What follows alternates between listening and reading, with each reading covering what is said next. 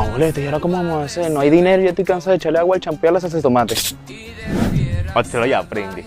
Ya son las 9 de la noche, cayó el telón. Yo en prisión, pero mi mente en el calle. ¿Qué es lo que tú vales? Sigo sin entender. Igual me choque, no hay tarima. Sigan viendo. Vecina, de casualidad no quiere que le limpie el parabrisas. Claro, si ya le hace falta, dale.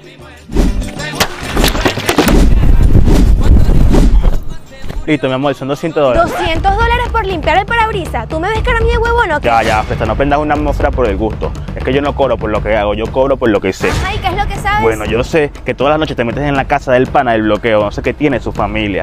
Montas cacho y robas marido, estás peor que Isabel la ladera.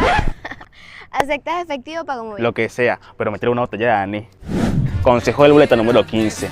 Siempre ten vigilada tu zona. ¡Ya está! Juanito Alimaña.